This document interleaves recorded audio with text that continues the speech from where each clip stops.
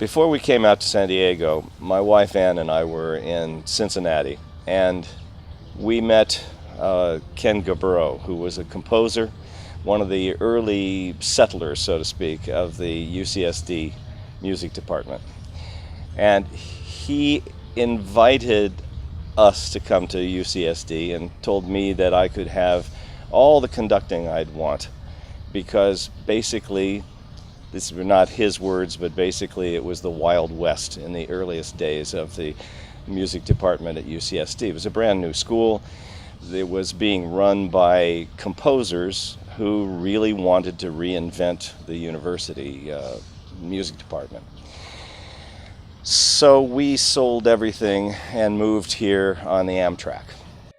I came from a world of very formal concert giving to a world where the concerts were often visited by dogs on the stage, just wandering through.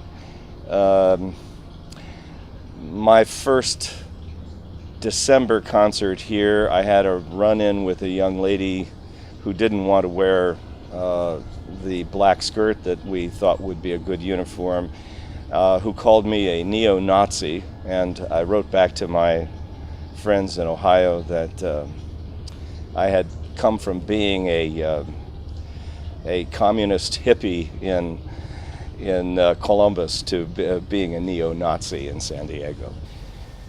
In the early days, the chorus was smaller, of course, and the orchestra was smaller. And Tom Nee was really, as I look back on it, he was working magic with a very small orchestra of people, mostly with limited abilities, and yet he was establishing the philosophy that's still with us today. And he was my mentor in the sense that he was the model on which I based my philosophy. We've been doing this mixture of old music and new music, trying new kinds of experiments with how to give concerts and what to do with them ever since. And now I have Steve to do that with, and he's extraordinary in that way too.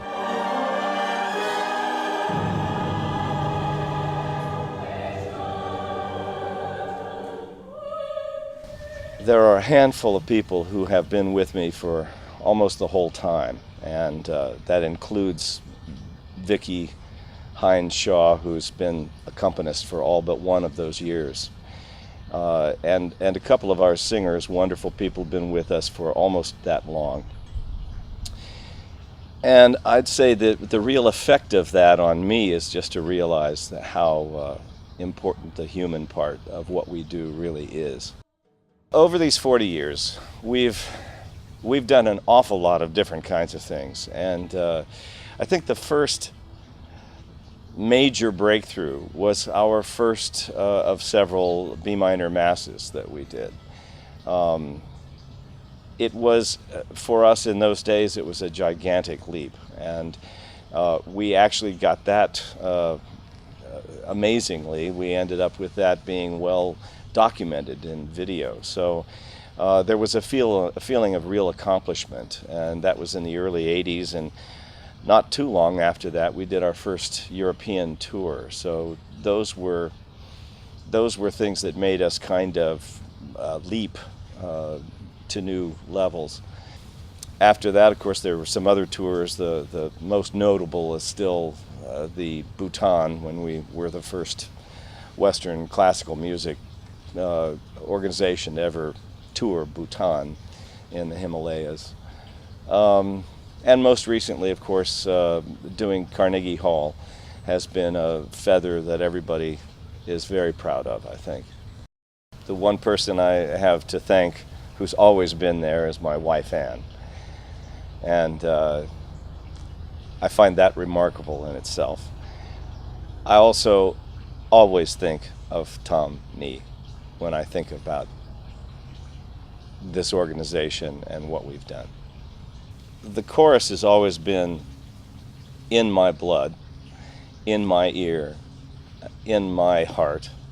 And So when I think about the music that we make, that's always at the heart of it. I love the orchestra, and I love the entire orchestra as an instrument, and a lot of individuals there that I've grown to care about over the years. You put all that together, and it's there have been just a couple of times in my years when I've gotten up on the podium and looked out over all of that and said, I can't believe that I get to do this. The best thing about this job is that I get to decide on things that we're going to do, and I work with a group of people, not only the chorus, not only the orchestra, but the board, a group of people who will take us there, who will go with me. I have this group of people who trust me, and that is the greatest honor of the whole job. David's got it all. He has talent, he has ears of gold, he has the respect and admiration of the chorus and the orchestra, and most importantly, I think he has had sustained impact on our community. He's been there 40 years, day in and day out, for this ensemble, this institution, and the good musical feeling that we have right now, the incredible interpersonal relationships that we all have in this grand family of ours, are the living result of that commitment. David, thank you. I can't imagine doing this without you, and I'm very pleased to think of you as my collaborator and my friend. And cut. Beautiful.